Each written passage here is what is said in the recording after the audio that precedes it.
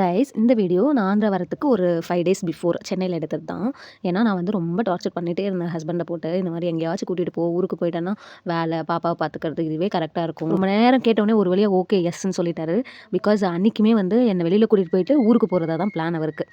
அதனால் கடகடன்னு ஃபாஸ்ட் என்னை கலப்பை வச்சு கூட்டிகிட்டு போய் சூரிக்கு ஆஃபீஸ் யூஸ்க்கு பேண்ட்ஸ்லாம் எதுவுமே இல்லை அப்படின்னாரு. அதனால் சரி ஓகே ஒரு ஜீன்ஸ் பேண்ட் மட்டும் வாங்கிட்டு டைரெக்டாக சாப்பிட்ற கடைக்கு என்ட்ரி ஆச்சு. வீட்டிலேருந்து கிளம்பும்போதே நான் எங்கள் மம்மிக்கு சொல்லிட்டேன், இந்த மாதிரி வெளியில் சாப்பிட்டு தான் வரப்போகிறோம்.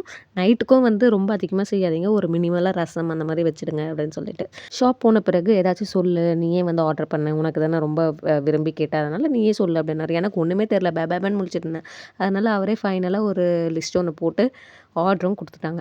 அப்படி என்ன ஆர்டர் கொடுத்தாங்கன்னு பார்த்தீங்கன்னா, மட்டன் பிரியாணி, ஃபிஷ் ஃபிங்கர் ஃப்ரையை கூடவே கொஞ்சம் பிரெட் அல்வா கொடுப்பாங்கள்ல, அது ரொம்ப பிடிக்கும். அதையும் சாப்பிட்டுட்டு ஒரு வழியாக ஃபினிஷ் பண்ணியாச்சு. அவ்வளோதான். நெக்ஸ்ட் நாங்கள் போக வேண்டிய ஷாப்பு ஸ்பெக்ஸ் ஷாப்பு. ஏன் அடிக்கடி ஸ்பெக்ஸ் ஷாப் வரும் அப்படின்னு சொல்லிட்டு பார்த்தீங்கன்னா, வீட்லேயே வந்து நிறைய பேர் மாற்றி மாற்றி ஸ்பெக்ஸ் வாங்குறதுனால அடிக்கடி வந்து வாங்குற மாதிரி இருக்குது. தென் நாங்கள் ஒரு ஃபர்னிச்சர் ஷாப்புக்கு தான் போயிருந்தோம். அங்கே எங்களோட மாமையாக்கு சாப்பிட்றதுக்கு ஒரு டீப்பாய் வேணும்னு சொன்னாங்க. அதனால் அதையும் வாங்கிட்டு கிளம்பியாச்சு.